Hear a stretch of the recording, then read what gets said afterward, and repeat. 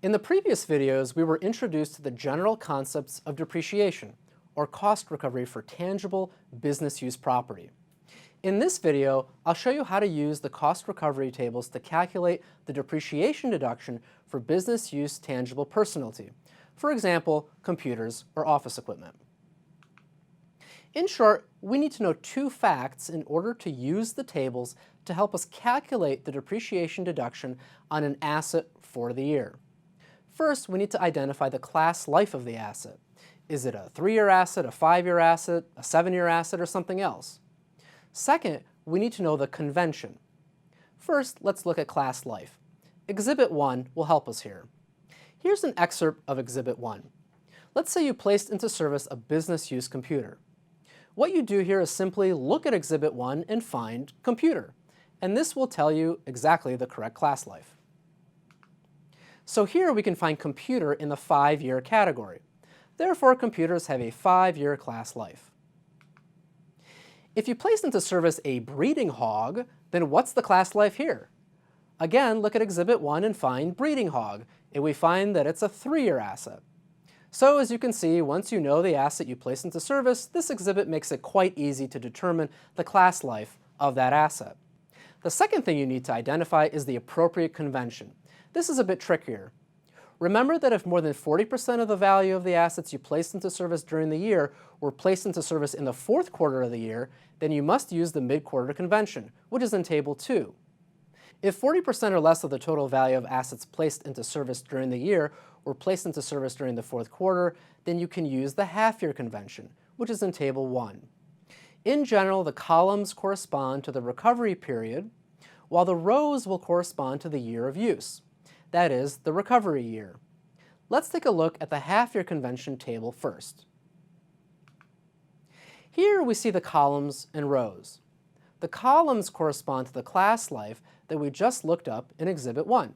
So if we're depreciating a 5-year computer using the half-year convention, then we need to look at the 5-year column here in Table 1. If we're depreciating a 3-year breeding hog using the half-year convention, then we need to look at the 3-year column here in Table 1. Also, each row corresponds to the year of use of the asset. That is, the recovery year in which we're depreciating the asset. So the first year of use is recovery year 1. The second year of use is recovery year 2, and so on. Notice too that the table tells us the depreciation method for each class life. 200% DB means double declining balance, which is a form of accelerated depreciation that lets us take a larger deduction earlier in the life of the asset, relative to straight-line depreciation, which evenly spaces the depreciation deductions over the class life. Because we're using the half-year convention, meaning that we can only take half a year's worth of depreciation in the first and last recovery year, the table has already adjusted for us the rate of depreciation for year 1 and the last year. So for our breeding hog, that's a 3-year asset, we will depreciate 33.33% of its original basis in year 1, 44.45% of the original basis in year 2, and 14.81% in year 3, and 7.41% in year 4. If you add up each row within each column, you'll get 100%.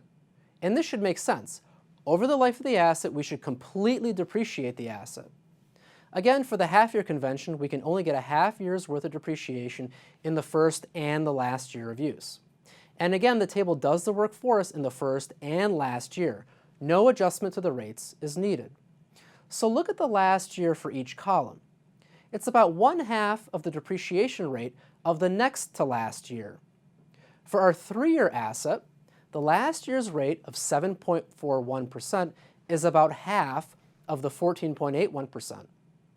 For the 5-year asset, the last year's rate of 5.76% is about half of the 11.52% rate, and so on.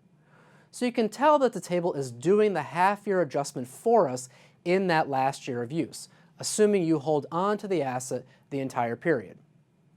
However, if you end up disposing of your asset before the final recovery year, then you actually need to do the half-year adjustment yourself. So let's say you have 5-year property, but get rid of it in recovery year 3. What's the depreciation rate that you use in year 3? Well, you would take the 19.2% full year depreciation rate and multiply it by 1/2. Again, the half-year convention only gives you half a year's worth of depreciation in the first year and the last year of use. But if the last year of use isn't the last year of the class life in the table, you need to take 1/2 of the depreciation rate. In other words, the table doesn't know you're getting rid of the asset midstream. Of course, if you simply use the asset all the way through its class life, then you don't need to do any adjustment here. Just use the rates straight out of this table for each recovery year. Now, what if you're using mid-quarter convention instead of the half-year convention? Well, let's say you placed your 3-year breeding hog into service in December. It's 3-year property, so look at the 3-year panel. It was placed into service in the 4th quarter, so look in the 4th quarter column. In the first year of use, you will depreciate the asset 8.33% of its original basis. In the breeding hog's second recovery year, you stay in the 4th quarter column, and thus you will depreciate 61.11% of the hog's original basis. Now, I didn't show you the entire table here, but the rows would keep going and you would end up depreciating 100% of the hog by the last recovery year. If, for example, you had a 5-year asset that was placed into service in the 4th quarter, then in the first year of use, you would depreciate 5% of it. In the second year of use, you would depreciate 38% of it, and so on. So why do we have these other columns? Well, to the extent there were other assets placed into service during the year, but not in the 4th quarter, then they may still be subject to the mid-quarter convention. That is, if more than 40% of the value of assets placed into service during the year were placed into service in the 4th quarter, then all of the assets placed into service that year are put on the mid-quarter convention, regardless of when they were placed into service during the year. So what happens is you will always use the 4th quarter column in Table 2, but you might also be using the other columns too.